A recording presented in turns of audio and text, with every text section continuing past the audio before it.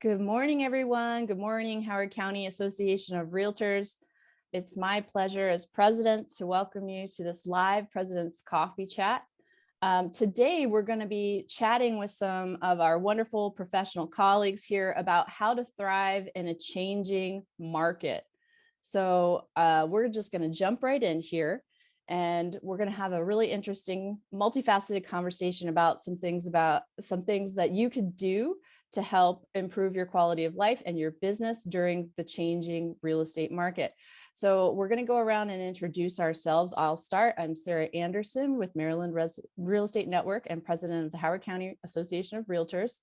Happy to be here, and I'm going to go to Allison. Please introduce yourself. I'm Allison Del Zappo. I am an agent with Northrop Realty, and I am a past HCAR president. Awesome, thanks. Veronica. Good morning. I'm Veronica Sniskak. I'm team leader for V-Sales and Associates of Compass. Awesome. Donnell.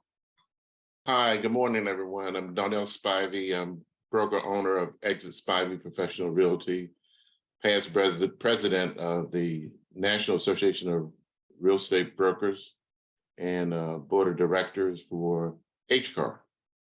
Awesome. Thank you. And Joe. Yeah, Joe Bird with Remax Advantage Realty, team leader for Pecola Professionals, on the board of directors at HCAR for another month and a half or so, or a month.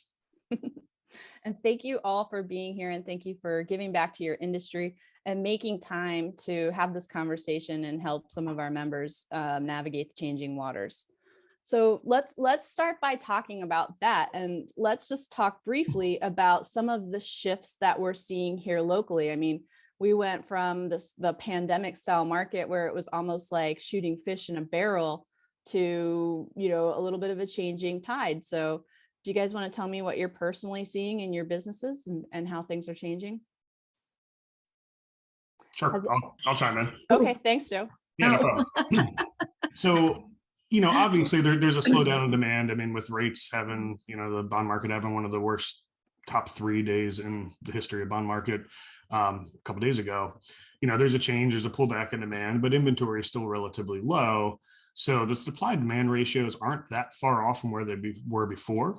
The difference is that I'm seeing with my listings is if it's compelling, whether that's priced really well, really cool, unique house, offer something that the buyer doesn't think is going to be there in 6 months or a year. This is like a opportunity for them. They're going to jump on it. They're going to buy it, even if rates are, 7%, 8%, whatever they wind up being. I think they're like upper sixes right this second. But if it's kind of just average, priced okay or priced high, it's not special, it doesn't present really well, they feel like they're going to be able to find something like that again in the next 6 months to a year, they're going to sit on the sidelines and wait for it. So I think we're getting back to the skill-based market, where if you're an agent that can, put your sellers in the position to take advantage, then you're going to have luck. You're going to have multiple offers. My last couple listings have had multiple offers over asking, waived contingencies, just like we saw, a year ago. But if it's, again, you're just sort of doing what you were doing 6 months ago, you're going to struggle right now. I love what you just said there, skill-based market, right? Because that's going to be so important right now. And I heard something the other day and it resonated with me. It was like, this is the time when the skillionaires are going to become the millionaires, right? Because, yeah. So this is the time where now that you've got this little window, this breathing window, you can really develop your skills, hone your craft, and keep differentiating yourself as that person that is got the edge on the competition. So I think that's really a great thing to highlight right now. Donnell, what are you seeing as far as like enthusiasm from some of the first time home buyers, people in that median market range? Like where are they at mentally with how the market has changed a little bit? Do you have any insights on that? Yeah, well, I think the media is influencing the market, especially that first-time home buyer market. And that's causing a ripple effect in the industry. They saw 3%, 2.5%, and they thought that was the norm, but that was historical low. Right. And they have to understand that the market's going to fluctuate throughout their lives. And people refinance when their rates went back down low, but I mean, when I first started selling real estate, the interest rates were 13%. Mhm. So this is nothing. And they just need to be educated. So they need to be educated on what happened within the real estate market. And we need to somehow combat what the media is delivering to our, especially first-time home buyers. I see so often they talk, we're going to wait until the rate goes back down. Who knows when it's going to go back down to the historical low? Especially if you're currently renting, you need to buy now. When it goes back down to the historical low, then you refinance. It's just that simple. Right. Yeah, Joe, go ahead. Yeah, I read something on the internet the other day, and I think it's perfect. And I think it's something we need to put in our narrative as real estate agents and realtors. You know, okay, buyer, you're going to wait for the rates to come back down. How many of the buyers that are in the market right now are saying the same exact thing? So what's going to happen when they do come back down? They're all going to flood the market at the same time. You're going to get into those bidding wars. You're going to lose the ability to do home inspections. You're going to lose the ability to, you know, have an appraisal or not have to a gap in the appraisal. We're going to go right back to the crazy market because all the buyers are going to do the exact same thing. By now, I can't promise that rates are going to come back down, but at some point they're very likely to refinance at that point. As long as you're comfortable with the payment now, do that. I think it's also a great opportunity to educate buyers on safe ARM products. So not rushing into crazy ARM loans, but now it's probably the ideal time to do an ARM, a 7-1 ARM, 10-1 ARM, you know, again, safe, but, you know, really getting with a lender to educate the buyers on those options. And let's talk a little bit more for a minute about education, and then we'll jump into some specific things.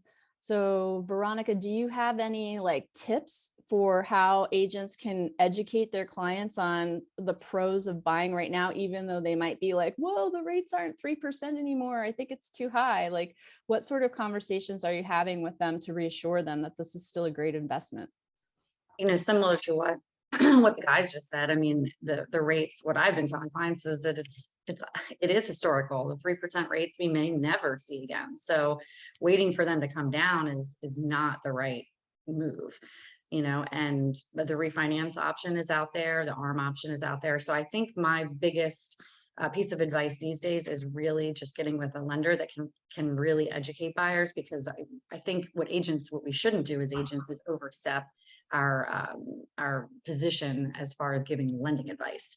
And I think right now there's a lot of things swirling around, and we're seeing these things, you know, on Facebook: marry the house, date the rate, you can always refi, you know, and there are options. But I think just letting your clients know that there are options out there, and they should talk to one or several lenders about different programs and really lay it all out and understand what they're doing. You know, I think a lot of buyers, unfortunately, when they buy, they're like, okay, and they don't really pay attention. You know, the rates are crazy. You know, were they really getting a whole lot of education about what they were doing? Maybe not, and maybe they didn't need it. But right now, I think really sitting down and looking at options is the best advice you can give a buyer, because it's right in front of them in black and white, and they can decide what's going to make sense for them. You know, they really need to understand the ARMs, because they are really great options in some cases, but it makes me a little nervous because and Joe said it best, you know, the safe ARMs, because you don't want to get into something where people think they can get out of the house in 5 years. I mean, how many times do we run into people, I was only supposed to be here for 3 years, and now I've got 6 kids and the house is packed to the brim, and now I have to move 20 years later. So Right. I think education, and making sure the education is coming from the correct professional. We're not lenders, so we just want to make sure that we're partnering with people who we trust to educate our buyers best. Awesome.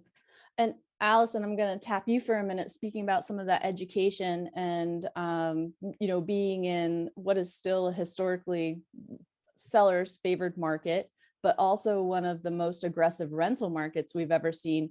Are you having conversations with your buyers saying, you know, when they say, oh, I'm going to rent for a year and then buy, like, is there anything that you're hearing from them or that you're telling them that, you know, reassures them that the real estate purchase is the best way to go right now?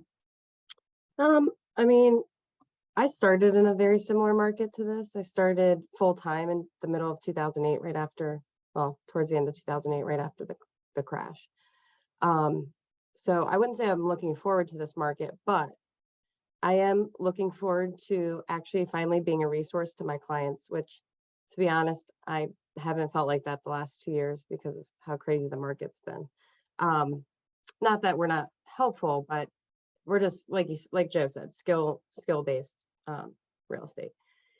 And so in regards to clients renting, to be honest, even the last 2 years, I've had clients who went and continued to rent or decided to rent because they were just so pushed out of the market because of the competition and the lack of, having a ton of cash, or, even if they only had 5% down, it's a loan's a loan, but people were in a market where, people were putting 50% down. And so, they weren't even cash poor. It was just, they didn't have as much cash as somebody else. So I don't think the narrative or the discussion about rental versus owning has changed at all. The rental market is going to become even more competitive now. I mean, it's been competitive the last 2 years because people haven't been able to find a place to buy. Okay. So I think it goes back to what Veronica said, is just educating your client and making sure that they're comfortable financially with where they're going to need to be. I think what agents really need to be conscious of is, if you've been working with a buyer for longer than 2 weeks at this point, you really need to make sure that they know what their payment's going to be on the properties that they're looking at. Because if you've even worked with a client 2 months ago, the rate is 2% higher now than when they first started looking. And so you just need to be a resource to your clients. You need to leave it to the experts, and, forget the going to show a house and they haven't run a payment on it. Most of the houses aren't selling in 12 hours anymore. So, just make sure that they know what they're getting into, and that they're prepared. And so, yeah, so, renting, I mean, I think it's a great opportunity. I think owning is great, but it's not for everybody. And I'm not going to lie and say everybody should own a house. I mean, I even during the crazy times, I had people who were like, I might be here for 2 years. Well, probably not a great idea. best. I mean, historically, you're supposed to be in your house for 7 to 10 years, really. So the last couple of years were an anomaly, and I think we just need to realize that. So with that's excellent insight. And I want to use that to shift into like practical experience, because all of us on this call have been in here for more than a decade. So we've seen, we just saw the hottest real estate market we've ever seen. We've seen what it's like, post the post crash in 2007, 2008. What I'd kind of like to know from you guys is, during those slow time, were there any experiences that you had that, with that slower volume, you took time to contribute in some way or develop a skill in some way that has now helped you in your business? And so, Allison, you specifically mentioned kind of getting started in that space. So as you were getting started in those different, slower conditions, what were some of the things that you did that helped propel you to the skill level that you have now? So in 2008, I believe that was the year I joined the legislative committee at HCAR. And I won't go into how I ended up there, but so I started serving on that, and I've continued to serve. So I've been on that committee for 14 years. And I would say that, it's really helped educate me over the years about, things that are coming down the line in regards to legislation that are going to affect real estate now and in the future. And I just think, the last 2 years, a lot of people didn't care who they worked with. They didn't care what you knew. They just said, give me the house. What do I have to do it? And people are going to be looking at us as real true advisors now, and valuing what we know. And it's not just about the contract. It's, what do you know about the industry? Am I making a good investment? And, yeah, you do the caveat, I can't guarantee, but here's what I've seen. And so I think that's going to be important in regards to getting involved. I mean, do anything organically. Don't do it just to do a check mark on your resume, because it's just not a good look and you won't enjoy it. And then the things that I did in my business is just, it allowed for me, guys, perfect time. We have a new contract coming out in 2 days. Perfect time to study the contract. And so do that. And also just practice follow-up. I mean, I got to admit, the last market was very hard to follow up with people. I mean, it was just chaotic. And so I'm looking forward to being valued to my clients and being able to follow up and also spending time to learn this new contract. So Awesome. No, those are great points. And you know, my trajectory follows a similar path where like when I started having time to volunteer, it really gave me an opportunity to like further develop my knowledge base and better help my clients. So Donnell, I know you've been involved intensely with, you know, organizations that help represent the interests of property owners and homeowners. Can you tell us a little bit about your experience in a down market and how you use that time to create the level of success that you have now? So I'm going to start at the worst end. I was in the business in 08 and 09 when it was terrible. And I had been approached prior to that about becoming a REO agent, and I just refused to do so. But 08, 09 hit, and I shifted, and I became an REO agent. And that's what carried me through that rough time, was being an REO agent. And now I think we're going to be not as bad as it was in 08 and 09, but I think we're shifting to REO assets coming back available. So if someone wanted to get in that space, that may be an opportunity for them now. And they need to start taking training courses that could help them excel in that space, like 5-star trainings and stuff like that, if that's an area that they want to go into. But, you know, realistic for me is legislative and working with lenders, learning the product, learning not just the regular products, but finding products that can help people, be it first-time homebuyer products, or be it, you know, like a 203K, but there are other programs other than 203K. And learning those products can help your clients, and you can better advise them. We are the expert. We are the expert, not that we're expert lenders, but we know about different products can help a home buyer buy a property. And when you get educated on that, then you can share it with your prospective buyers. Yeah, I like that. You know, when you take the time to get yourself educated, not only on like maybe legislative issues, but, you know, the different products that are out there, like Joe mentioned, ARMs are coming back. You're not going to be the guide on which loan product to pursue per se. But you're, but you've now presented your client with options, right? You're the option person, and when you give people options, you give them opportunity. So that's a great point. Veronica, can you share with us a little bit about like how you have spent your time in a down market and what you did to like help build yourself? I think the education piece is huge. And like Allison said, the last couple of years, I mean, it's been a whirlwind. And we know as seasoned professionals that there have been a ton of people that did not read the contract and don't know what it says and have not been advising their clients. So, you know, when you're not as crazy, you know, and it should have been happening when it, you know, last couple of years too, of course, but read the contract, guys. It's new. There's a lot of changes. This is, I think, one of the biggest multiple change in the contract, I mean, a very, very long time. So the next couple of months are going to be crazy, I think. But educating yourself is the key. You know, we've talked about not being experts, but knowing that your clients do have options and being able to say, hey, do this, you know, and look into that and ask these questions and point them in the right direction makes us look, you know, more like professionals, and giving them options is that's our job. You know, I use that word all the time in almost every scenario. I'm like, well, here's the good news is we have options, and here's your choice, here's your choice, here's your choice. And, you know, sometimes they'll ask, you know, what's your opinion? And sometimes they won't, but, you know, being able to say it's here's what you can do, and here's who you can call.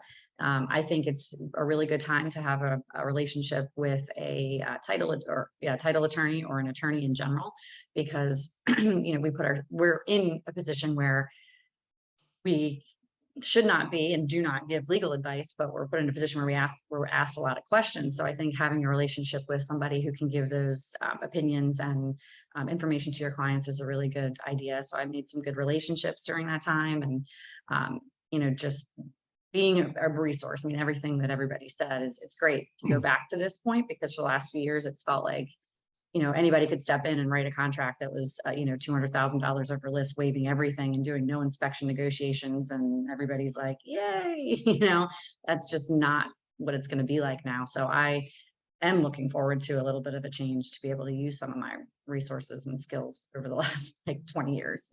About time. I think everybody is appreciating that's about to come to play. And so that's what we're going to talk about specifically, is what are those skills and resources that you specifically developed during that time. Veronica, I like what you said about taking time to develop relationships. I personally believe all business is relationship based, so I love hearing that. I'm going to go to Joe. And Joe, can you tell us about some of the best business practices that you have put into place and that you're looking forward to implementing in this shifting market to keep developing those skills and keep developing those around you and deliver more value? Like, what are some of the specific things that you're looking at? Yeah, and to kind of combine the questions a little bit. So I got licensed in 2011, July 1 of 2011. So I wasn't part of the 08, 09 kind of market. I like to make a tongue-in-cheek joke that I saved the real estate market because 2011 was the turn where it started going back up. Thank you, Joe. You're for that. welcome. Yes, we Absolutely. appreciate that. Not a problem. But you know, so I haven't been a part of a total down market, but that was 100% a buyer's market. I mean, I showed the average buyer 30 to 50 properties. I remember I showed multiple buyers over 100 properties. And then, you know, as the trajectory went, and then we switched over, and it's been a seller's market really since like 2018. It's just how much of a seller's market it's been. But I want to be clear that we're still in a seller's market right now. It is firmly a seller's market. It is not 2011, 2012. You know, it reminds me of 18, 19 right now for sure. And I also want to say, like, as we shift into this market, treat it like we treated COVID. So when COVID hit and we all got locked down and we didn't know if we were going to sell another house the rest of the year, we had no idea what was going to happen. Go back down to your basics, look at your budgets, look at what you're spending money on, cut the fat. It's time to thin it out a little bit, and then focus on the controllables. You can't control the market. You can't control the Fed. You can't control the interest rates. Impossible. You can't do it. Stop focusing on that because it's going to make you demotivated. It's going to drive you nuts. Focus on what you can control, which is your work ethic, your database, the people that know and love you, your real estate contacts. Focus on that. Also, be the knowledge broker. It's a sort of a cliche saying, but be the knowledge broker. My mind works better when I understand what I'm dealing with, whether it be a medical issue, whether it be whatever it could be. The more information I have about the subject, the more confident I feel in how I can handle that subject, and the more creative I can get in my solutions to find that. So take every opportunity you can to listen to economists. I was at one of the lenders I work with hosted an economist talk. And to Donnell's comment about, you know, foreclosures, certainly we're going to see an uptick in foreclosures, but we would need 3 times the amount of foreclosure starts to even mimic 2019 foreclosure levels. And 2019 was a pretty good market. So we're nowhere near even like the foreclosure level of a good market, good seller's market. We're far away from that. They're going to uptick. There's no doubt about it. People are going to get them, you know, when the economy goes worse, people are going to get in trouble with payments and things. But I don't think we're facing this wave of, you know, the market falling out from underneath of us. I think this is a normal cycle, not the 2008 drop, because people have equity in their houses. People paid a ton of cash, a lot of cash went into the investments. I don't think we've ever had more equity in current housing. So to your second question, what do we focus on? Skills, understand what you're selling. I think something came up the other day that, you know, shoe salesmen probably know more about the product they sell than most real estate agents. So learn the house, learn the construction style of the house, learn, like, don't be a home inspector, don't be a contractor, but understand what you're selling. Just work on those skills, work on your sales skills, work on the knowledge, work on, you know, really reaching out and touching your sphere of influence, your database. Again, focus what you can focus on, what you can control. Awesome.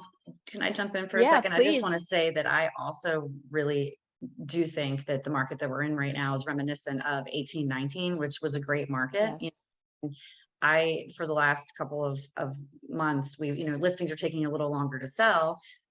Buyers are maybe having a little bit more opportunity, but I have been beat out on several really, really great offers that I've written on houses, like Joe said, that are unique, that have something buyers want.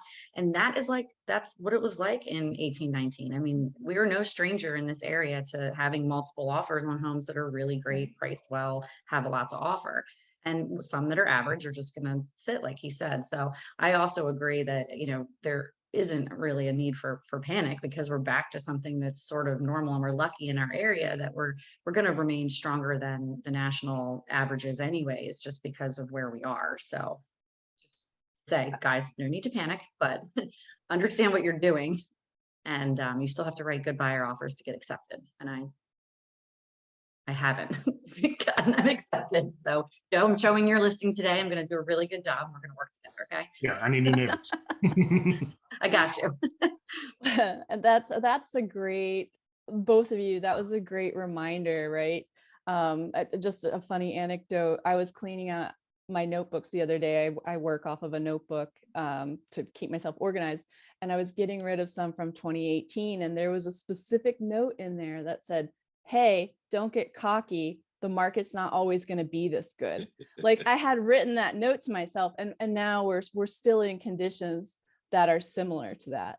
So that's a great reminder. We live in a great area where people always are coming in and out. So we are pretty blessed that economically we're in the hub of two major metropolitan areas. Hopkins is the medical epicenter of the universe. There will be people coming in and out of there. So we do live in a great region. Going to some of the practical skills like building relationships, things like that. Do any of you want to share like a specific, like, hey, when I started time blocking, this really, sort of changed my game, or when I took the time to get this designation, or when I implemented a CRM strategy? Like, what are some of the specific things, especially for the people that are now having time to slow down and implement these systems that kind of worked for you? Go, Joe. Yeah, so the thing that's worked the best for my business is tracking and measuring everything that I do. So knowing how many phone calls I need to make in order to set an appointment, knowing how many appointments I need to go on to sell a house, and then I can work backwards from that. So I can have my goal of how many houses I want to sell. I know based on that, how many phone calls I need to make on a weekly basis, how many appointments I need to go on a weekly basis. And I break it down today. So if for my number is 10 calls a day, I got to make 10 calls a day, some sort of prospecting, could be past clients, could be lead follow-up, could be lead generation. My day's not done till that's done. And if I miss a day, it's 50 a week. And I'm very consistent on that. And by being consistent on that, my numbers over 6 years have been between 100 and 110 units a year. And it's based on 10 calls a day. It's just break it down to what you can control. Again, I go back to the controllables. I can control how many calls I make a day. That I can do. The rest of it, you got to service the deals, you got to show houses, you got to do all those other things that are part of the deal. But if I prospect 10 a day, I know that I'm going to hit my numbers. I like what you said there about consistency, right? Consistency in prospecting, because there's going to be some people where 10 calls a day sounds really intimidating to them. There are some people where even like picking up the phone to make one call gives them anxiety, right? And so, one of the things that we see people struggle with is just whatever their outreach method is, are they consistent with it? So picking something and being consistent and really making that part of your daily business plan, I think is imperative. For some of you who may not be like phone jockey warriors like Joe is over here, are there other systems, or are there other techniques that you have implemented into your business that have helped you like create that solid pipeline? So Go ahead, Donnell, and then we'll go to Veronica. So for me, it's definitely relationships, relationship building, and keeping in contact with people that you've done business with.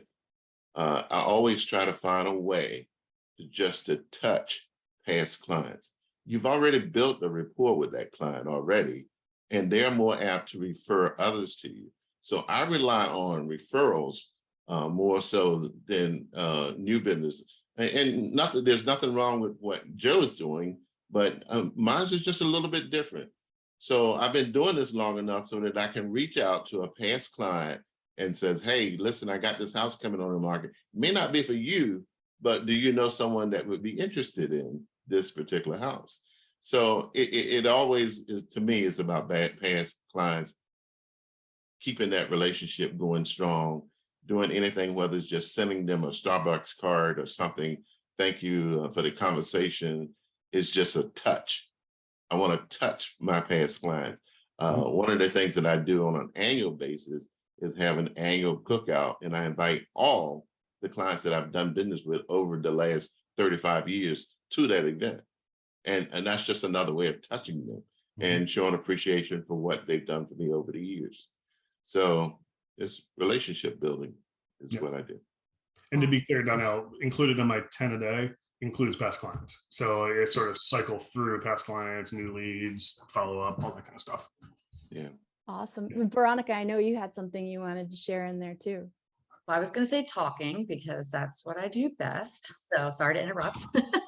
But everything that Donnell said, I echo 100%. But what I was going to say that's been a new addition to what I've done is networking groups and being out and creating relationships. So over the last couple of years, I've really made an effort to join different groups and be, present in different communities and meet different people. And that has really expanded my business in a way that I wasn't necessarily expecting. I mean, obviously some of them are real estate, relationship referral based groups, but some are just wanting to be involved in the community or involved with a group to just be present.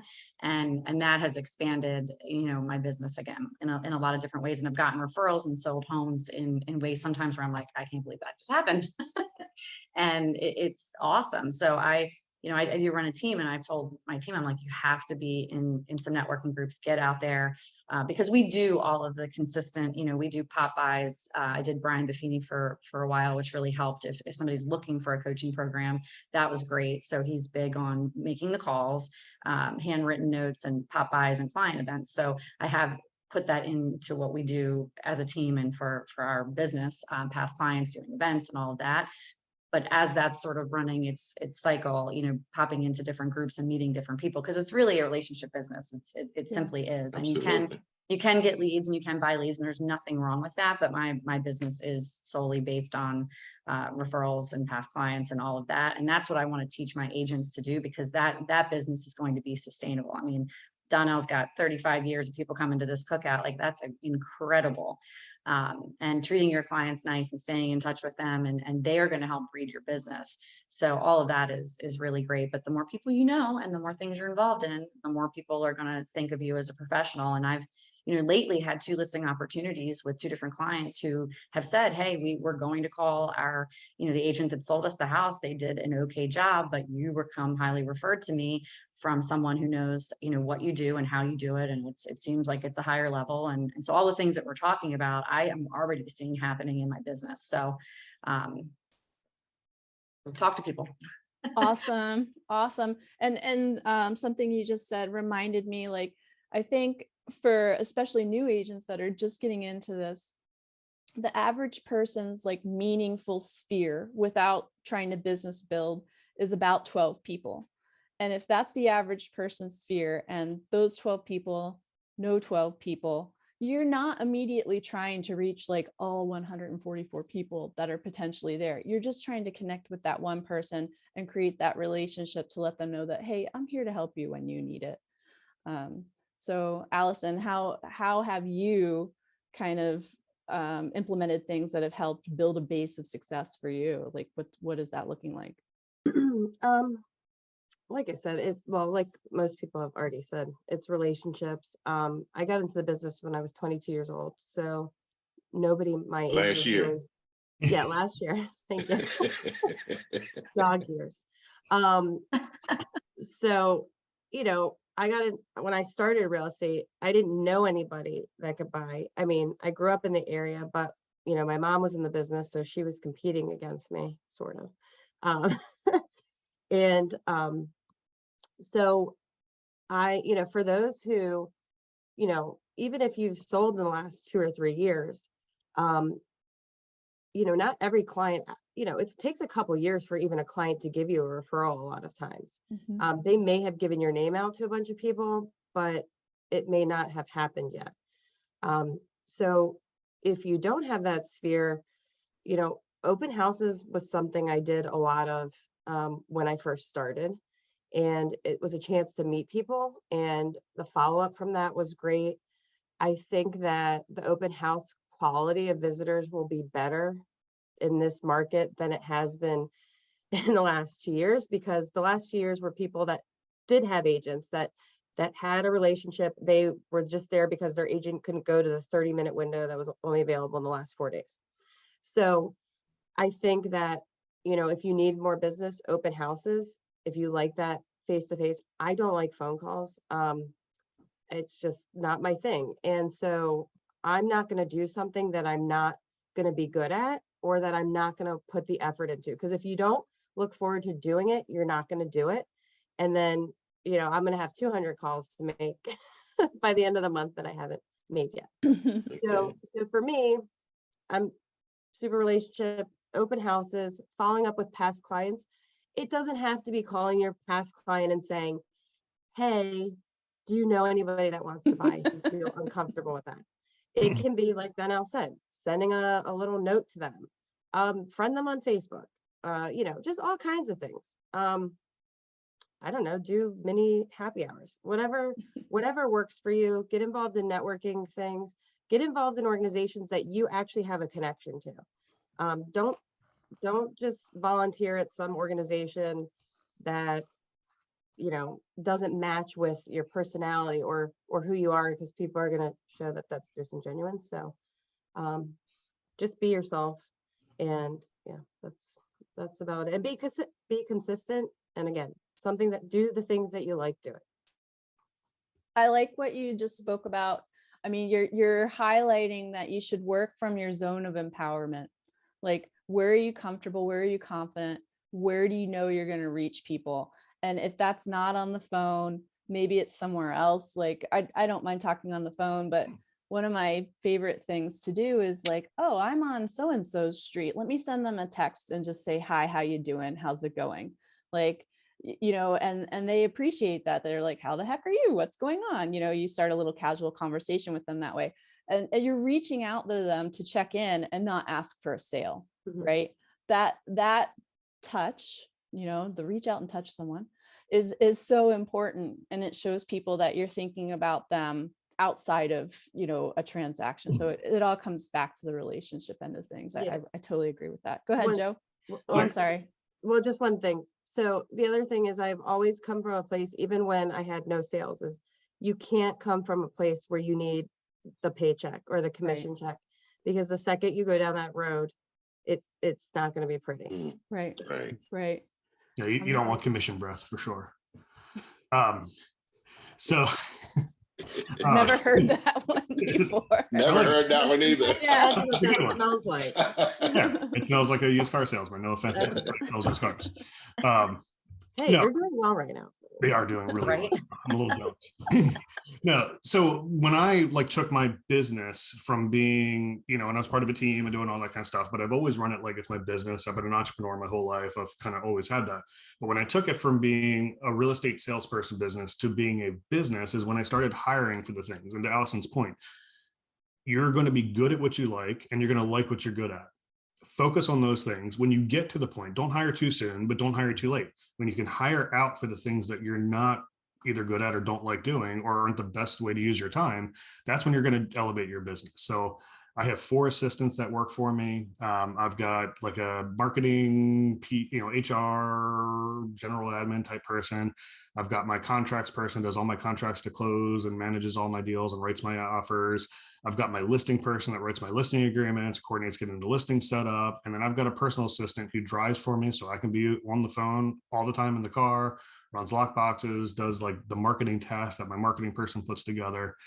And what that allows me to do is that allows me to do what I'm good at, what I like doing, making the calls, putting the deals together. And then all the rest of the stuff's taken, done for me and done better than I could have ever done it. The consumer gets a better product, and I'm happier and they're happier.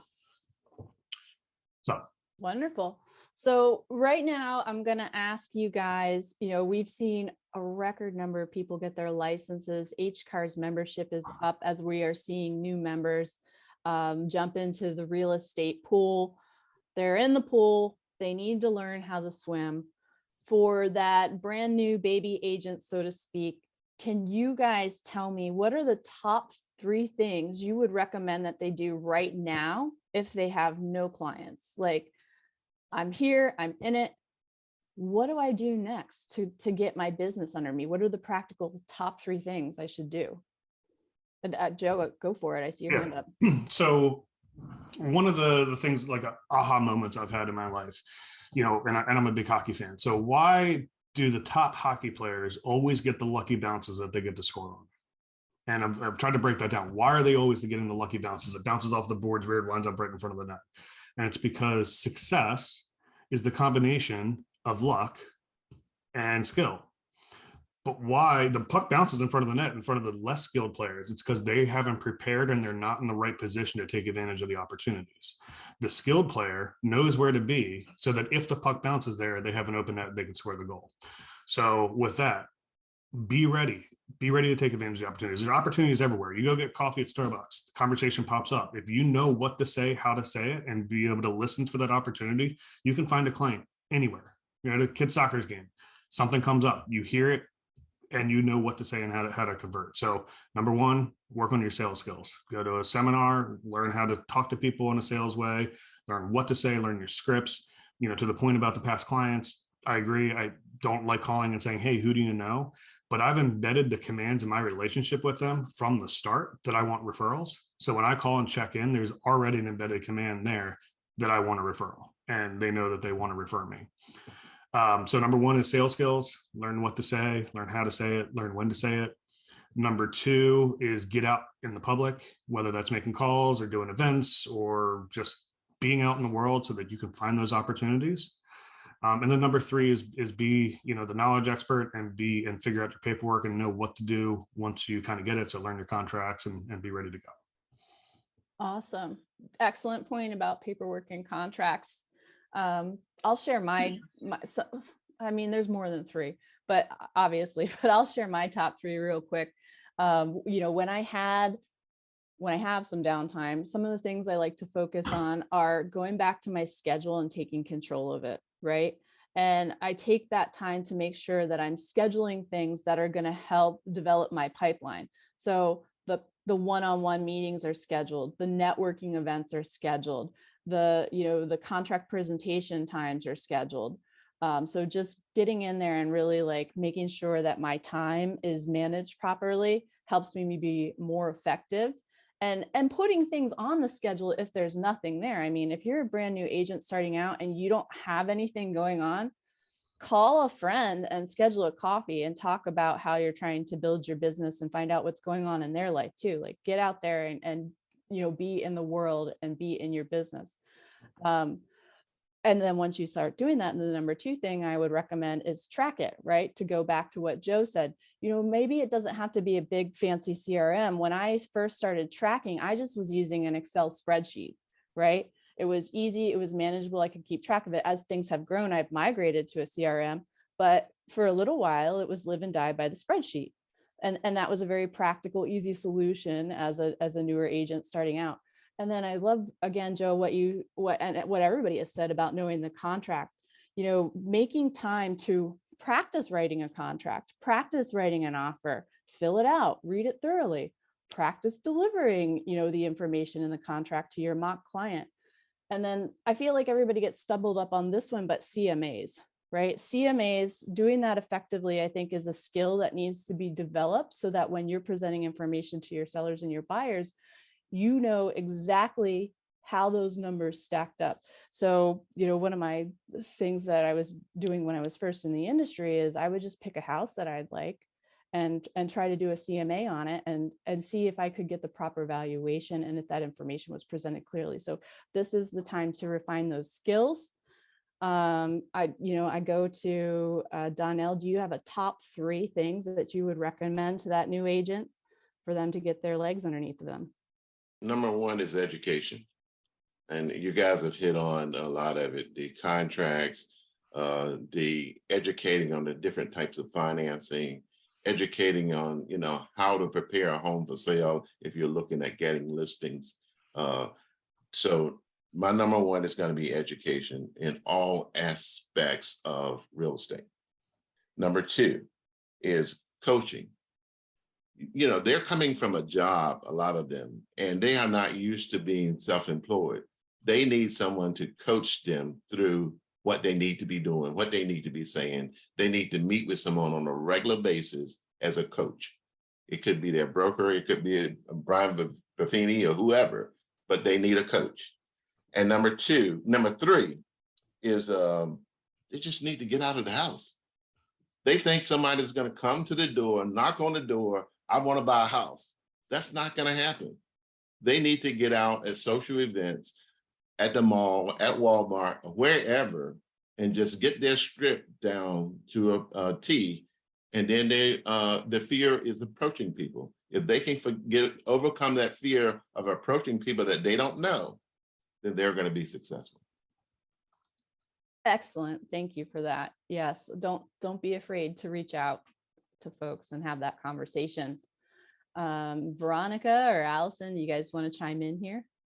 I was going to say, and Donnell said this, well, mentor, or a coach or whatever. I mean, have someone that, or multiple someones. I mean, I've been approached by several new agents that are like, can I just take you to coffee and ask you some questions? Yeah. So I think getting out and in the community, and talking to some of the people that are doing things that you might want to do, because even if any of us sat down and said, here is our playbook, this is exactly what we do every single day, and this is how I've been successful, giving it to someone else, they're not going to do it the same way. It's not going to turn out the same way. There is no secret necessarily. Everybody has to sort of hone their own skills and do what they're comfortable with. So meeting people and in the industry and learning from them, and having an office manager, broker, agent, somebody that can help them with questions and that they can go to, because I think it can feel very isolating. So just educate yourself and connect with people that know what they're doing so that they can help you. And second is education. I mean, that really should be first. I think you can get a client, it could be great and everything is fine, and then all of a sudden you have to explain the contract and don't know what you're talking about, and people are going to see right through that. So you really do need to know the paperwork and the things that you're dealing with, which sounds so crazy, but we all know that a lot of people just don't. So make sure you know that. And I think scheduling is really important. I'm not that great at time blocking. That we hear that word all the time, time block. I mean, I have sort of my routine that I do every day, but I've gotten so busy over the last couple of years that it's just like, I just do what I need to do and it just works for me. But if you're new, having a schedule, I think a lot of people, like Donnell said, come out of a job, and they come out of a 9-to-5 job where, somebody's saying, here, do this at this time and take your lunch at this time. And then they're self-employed and they're like, well, what do I do? I'm like, well, what do you need to do? And they're like, I don't know. So have your day laid out. And if it's not something that you can do consistently every single day, fine. But, make calls or make time or have your schedule so that you have a plan of things to do. Because sitting around thinking about things to do is just going to make you depressed. Intentionality and action in your schedule. Absolutely. Allison. Yeah. So they've touched on a lot of the things. Learn the inventory that's out there. So this way, when, somebody does call you, you can, maybe that house isn't on the market anymore, but you've seen that layout of condo, of that condo, or, the location that would be good for them. Especially if you're not from the area. I mean, there's a lot of people that get into real estate because they've relocated to an area because a significant other or just whatever it might be. And so, now's your time to learn the community that you're going to, be selling with. I think Veronica touched on it, associate yourself with experts and other professionals. I joined a team from day one, and not necessarily get leads, but it's to have people help you, to teach you, to learn. And, you have to go into this business having to work for what you're going to get. It's not easy. And despite the market we just came out of, I mean, it wasn't easy for even old people like us, like old realtors. You're calling old. I mean, 22-year-old. Hey, she's up for the Lifetime Achievement Award over here. I was writing 10 to 12 offers for a client.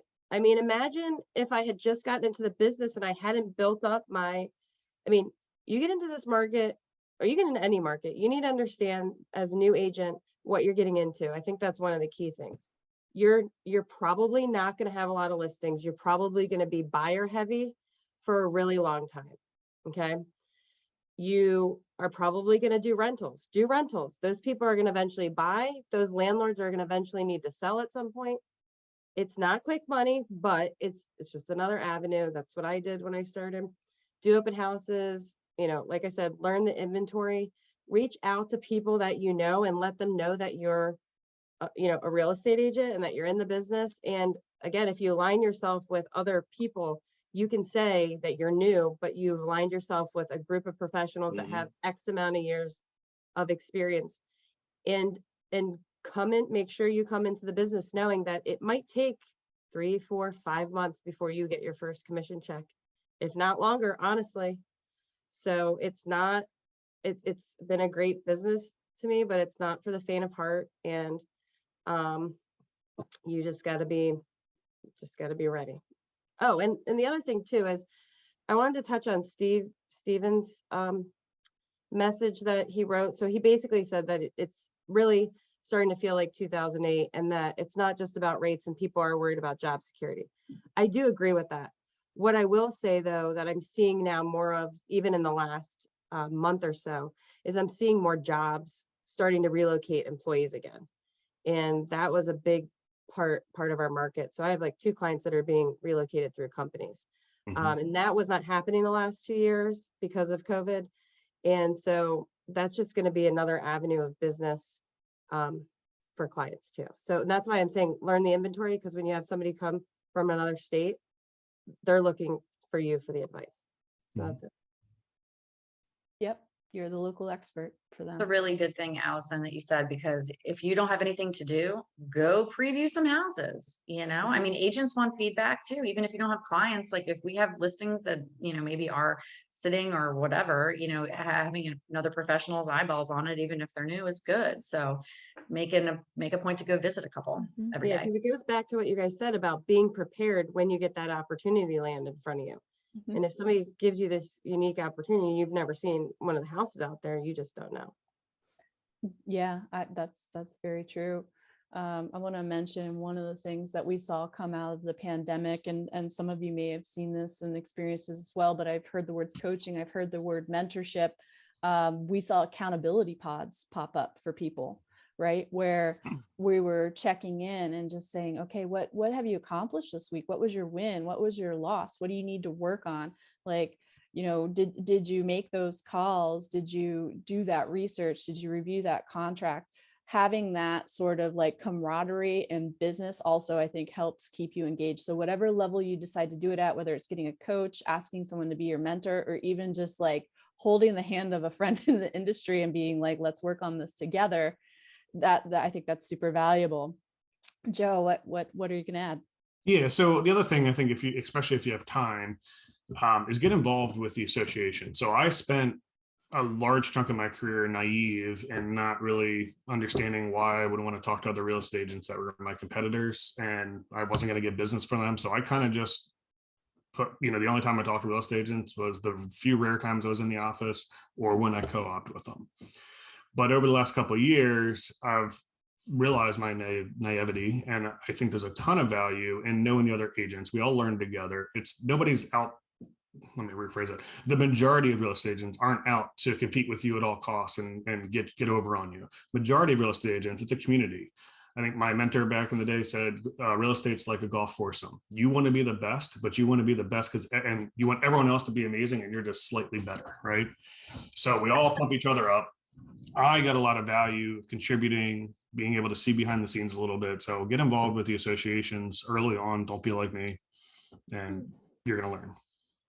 So to that point, Joe and I met on real estate transactions. We did not know each other prior to 2 real estate transactions. I don't think we'd ever met.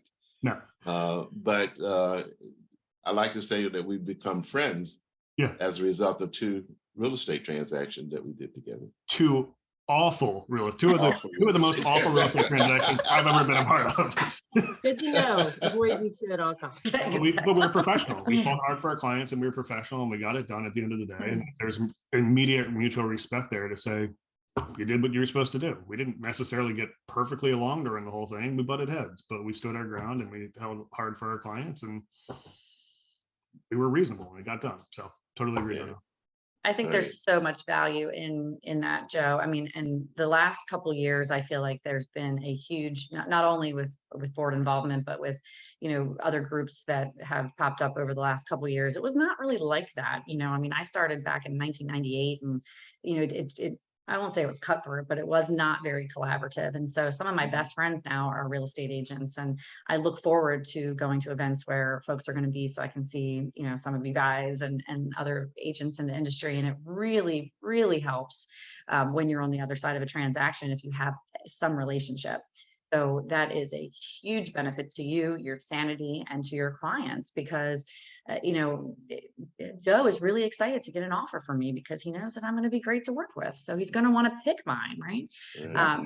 But there is so much value in that. And one other thing I wanted to say too is, regardless of how long you've been in the business, I think asking questions is so, so important. I think for a long time, because maybe it's competitive, it could be ego or whatever, people are afraid to ask. And I think just, if you don't know, ask a friend, phone a friend, ask your manager, really, for your sake, to protect you, but more importantly, to protect your clients. Don't be afraid to ask questions. And we're going to get into a lot of questions asked in the next couple of months with the new contract. So just ask. It's not a bad thing. And, agents, I think now more than ever want to help each other, so we all want to rise up and be, better professionals. Yeah. So to that point, that's again, it's about relationships. These associations help you build the relationship with other agents. It's not just the clients, the buyers and sellers that you want to build a relationship with. You want to build a relationship with everyone. Mm-hmm. And it's going to help you in the long run. Thank you. Yeah. Just to add to that point, being on a committee or going to a networking event with all real estate industry people is not a bad thing. It's like one of the few places you can go to where you're in a room with your competitors, but who are you competing for? Because there's no buyers in that room. There's no sellers in that room. It's not open to the public. So it's a way to collaborate. It's a way to improve your industry. And, a lot of people talk about wanting to improve professionalism in our business. Mm-hmm. And so, taking education classes and getting involved at your local and state association really just brings knowledge and just raises the level of professionalism in the industry. So, yeah. So we're at about the hour. I will just remind anyone that's on the Zoom, if you have a question that you'd like to put in the chat, we'd be happy to answer it. But some of the key takeaways I'm hearing, and Allison just kind of summed it up: knowledge, relationships, and professionalism, right? Those are some of the key elements that we all need to be focusing on right now with those spare minutes and hours that we might be getting back in our day in this little bit of a market shift. And if you're new to the industry, hopefully this conversation gave you some insights on where to best be spending your time as you develop yourself, so that that we're all working together. And we look forward to doing transactions with you because you have taken that time to do what you've got to do to be a professional. So with that, let's see, I don't see a question. Don Hott says HCAR is a great organization. Thank you for that, Don. Thank you to staff for putting this together. Our staff is amazing at HCAR. If you didn't already know, come in and say hello to them. A lot of people on this call today emphasize committee work. So if you have questions about any committee at the Howard County Association of Realtors, please reach out to a committee member or reach out to a board member or reach out to a staff member, and they'll help you figure out where your skills will really help that committee and help you develop yourself while contributing to the industry. So thank you, Kwajalein. Thank you, everybody in the chat that's thanking everybody. I want to thank Allison, Joe, Veronica, and Donnell for being on this today. I appreciate you guys so much. I can't wait to see you in person. And with that, everybody have a great day.